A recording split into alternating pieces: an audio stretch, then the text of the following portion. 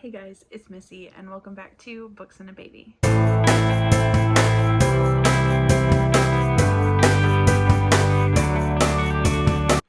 So today's video is going to be the first part of my November TBR.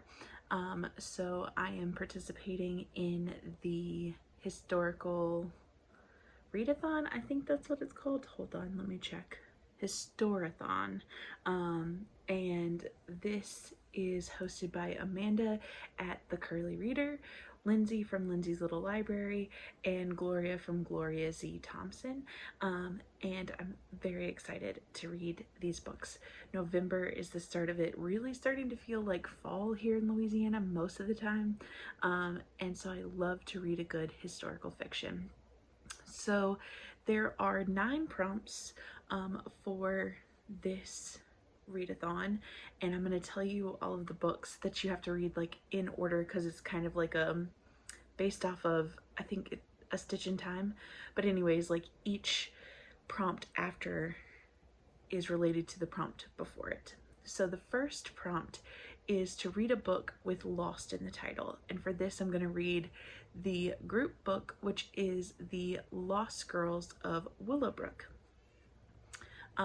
And this is by Elaine Marie Wiseman, and this is a story about an actual place called the Willowbrook, and this is about twin sisters who get separated, and one of them believes that her twin is dead, but comes to find out her sister has been sent to this school called the Willowbrook. And she then goes on an adventure to try to figure out what actually happened to her sister. And I'm excited to read this one and kind of like discuss it with people because it looks really interesting. Then the next prompt is read a book set in a country that is previous. Read a book set in a different country than the previous book. So the last book was set in New York of the United States. So I will be reading The Little Wartime Library by Kate Thompson. And this is about our main character, Claire Button, who is a librarian during World War II. And she is in East London. Let's see. So it says, Claire Button is no ordinary librarian. While the world remains at war in East London, Clara has created the country's only underground library. Built over the tracks in the disused Bethnal Green tube station, down here a secret community thrives, with thousands of bunk beds, a nursery, a cafe, and a theater offering shelter, solace, and escape from the bombs that fall above. Along with her glamorous best friend and library assistant Ruby Monroe, Claire ensures that the library is the beating heart of life underground. But as the war drags on, the women's determination to remain strong in the face of adversity is tested to the limits when it seems it may come at the price of keeping those closest to them alive.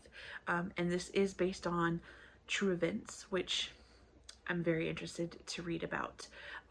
So then the next prompt is to read a book with a similar cover than the previous. So we have The Little Wartime Library that has like a woman on it with a red skirt, and her hair's kind of pulled up.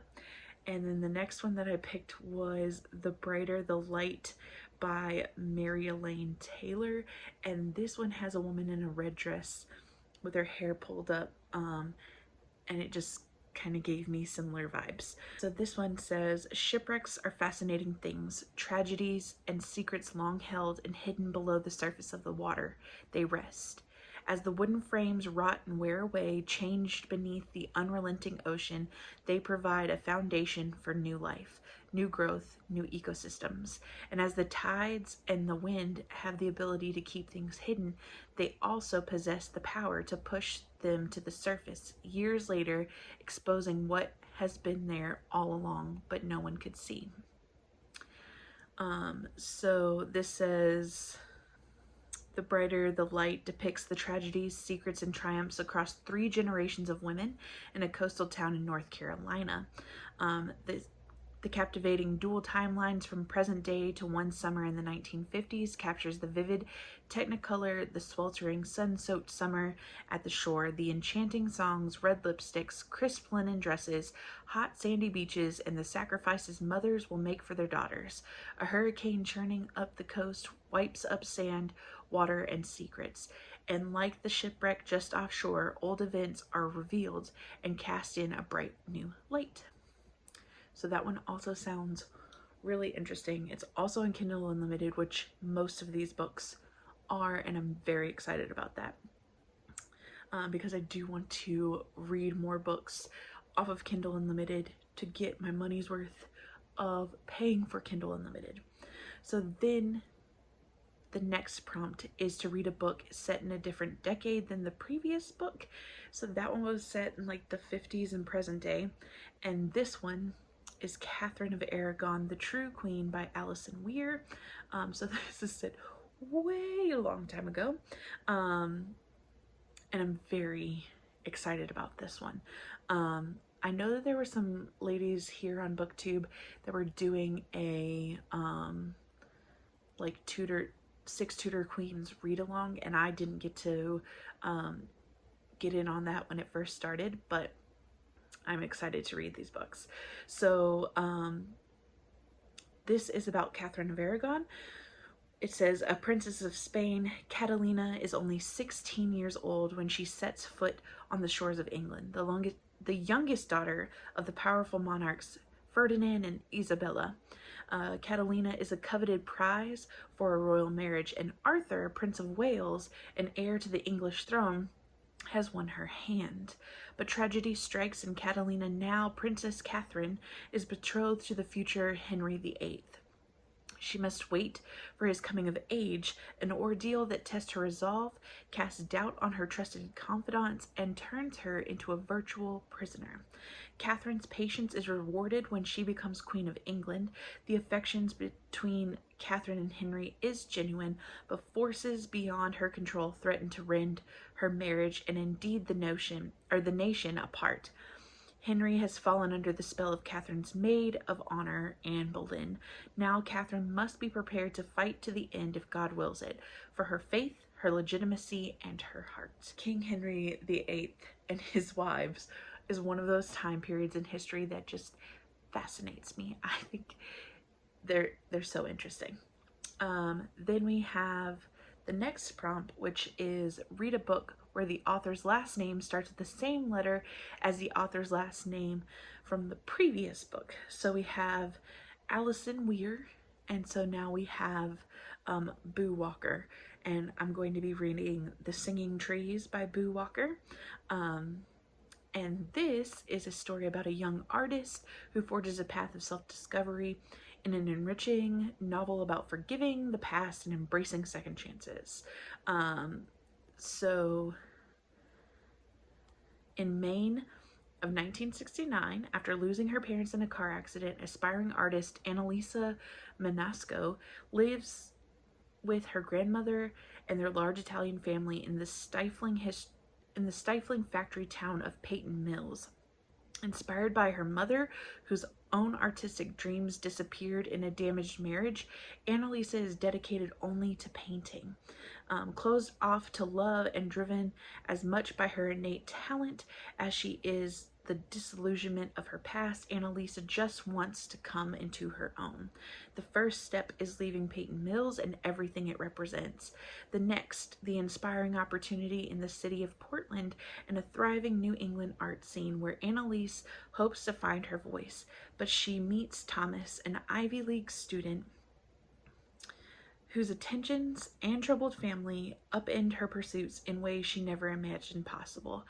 As their relationship deepens, Annalisa must balance her dreams against an unexpected love until the unraveling of an unforgivable lie. For Annalisa, opening herself up to life and to love is a risk. It might also be the chance she needs to finally become the person and the artist she's meant to be. Then the next prompt is to read a book that has fewer pages than the previous book.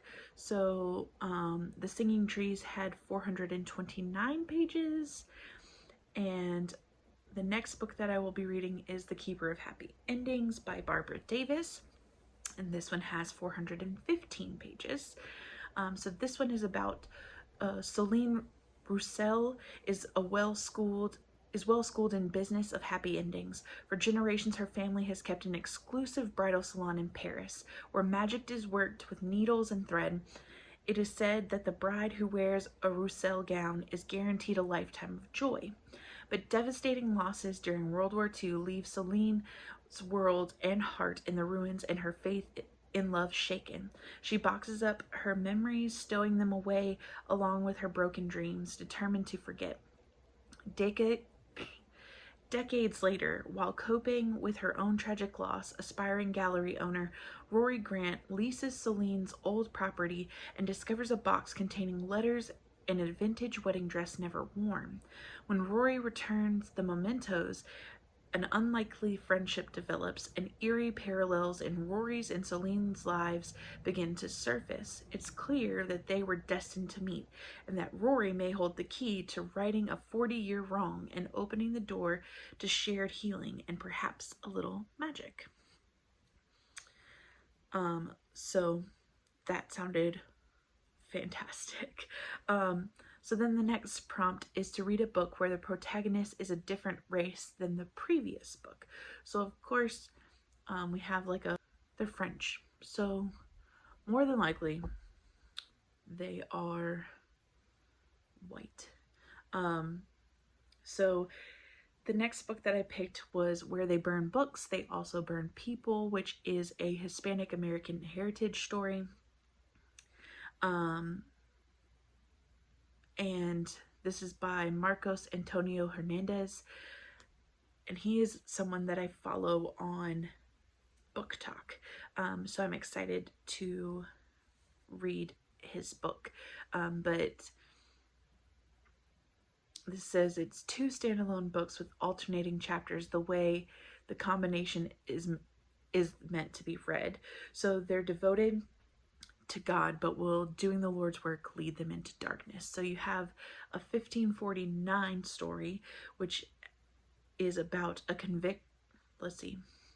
convinced he's destined to fulfill a whispered prophecy.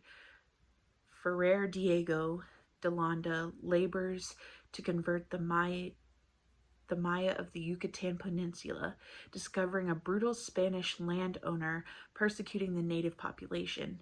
Ferrer Diego determines to protect them and punish the cruel man. But when he repatriates thousands of Maya and uproots centuries of indigenous traditions, the priest's obsession may end up destroying them all. And then you have in 2010, Cortez Vuscar is convinced his father will return if he can grow their church's congregation. Certain he's found his true love and believing they can attract churchgoers together, Cortez sets out to win her from her wealthy and unfaithful boyfriend, but his fascination with the famous literature she's reading infects his mind with a deadly descent into madness. Can these men save their religion without destroying what they love? So this says, Where They Burn Books, They Also Burn People is the gripping combination of 2 books in the Hispanic American Heritage Story series based on historical events. It says, if you like indigenous revenge, villains, origin stories, and the consuming force of religious fervor, then you'll love the illuminating tales about Catholicism's shadowed past. So that one sounds interesting. I don't know a whole lot about that time period in the Yucatan Peninsula, so that one should be interesting. So then the next prompt was to read a book by an author who blurbed or reviewed the previous book, and because I couldn't, the Where They Burn Books, They Burn People is an indie published book, and it doesn't have any blurbs that I could find. I took the blurbs from the previous book, which was The Keeper of Happy Endings, and there was a blurb from Emily Carpenter, and so I've chosen Burying The Honeysuckle Girls by Emily Carpenter. And this is about Althea Bell, and she's still heartbroken by her mother's tragic premature death and tormented by the last frantic words she whispered into young Althea's ears. Wait for her, for the honeysuckle girl. She'll find you, I think, but if she doesn't, you find her. So adrift ever since, Althea is now fresh out of rehab and returning to her family home in Mobile, Alabama, determined to reconnect with her estranged, ailing father, while Althea doesn't expect him or her politically ambitious brother to welcome her with open arms. She's not prepared for the chilling revelation of a grim, long-buried family secret. Fragile and desperate, Althea escapes with an old flame to uncover the truth about her lineage. Drawn deeper into her ancestors' lives, Althea begins to unearth their disturbing history and the part she's meant to play in it. So this sounds really interesting and like kind of a little different than the other ones that I'm reading for this challenge. And then finally, it's to read a book with the same number of letters in the title as the previous. So Burying the Honeysuckle Girls has 26. And so the last book for this will be The Second Life of Muriel West by Amanda Skinador. So this is inspired by the true story of a Louisiana leprosy hospital where patients were forcibly quarantined. It says, in the 1920s Los Angeles, socialite Muriel West's days are crowded with shopping, luncheons, and prepping for the myriad glittering parties she attends with her actor husband, Charlie. She's been too busy to even notice the small patch of pale skin on the back of her hand. Other than an occasional overindulgence in gin and champagne, which helps to numb the pain of recent tragedy, Muriel is the picture of health.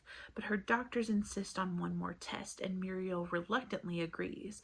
The diagnosis is leprosy and is devastating and unthinkable. Changing her name to shield Charlie and their 2 young children, Muriel is exiled to rural Louisiana for what she hopes will be a swift cure. But the hospital at Carville turns out to be as much a prison as a place of healing. Death far outnumbers the discharges, and many patients have languished for years. Some are badly afflicted, others relatively unscathed. For all the disease's stigma, it's just as insidious as its physical progress. At first, Muriel keeps her distance from other residents, unwilling to accept her new reality. Gradually, she begins to find both a community and a purpose at Carville, helping the nurses and doctors while eagerly anticipating her return home. But even that wish is tinged with uncertainty. How can she bridge the divide between the woman, wife, and the mother she was, and the stranger she has become? And what price is she willing to pay to protect the ones she loves? So, those are the 9 books that I'm hoping to read for Historathon. Now, this is a month-long readathon, so I'm going to be trying to read these 9 books over the whole course of the month, but I do also want to read Braiding Sweetgrass. I can't remember who the author is, but I'll put a picture here, and that is for Nonfiction November. I also want to do a secret TBR for a new video series that I'd like to put out, and as well as participating in the final book support group at the end of the month, which is all about finishing series. And since we're so close to the end of the year, I'd really like to get a few more series knocked off that list. But anyways, that is all I have for you today. I hope you are having a great day. If you like this video, please give it a big thumbs up. It really does help out my channel. And if you have read any of these books, please let me know down in the comments below what you thought of them. And I will see you guys in the next one. Bye!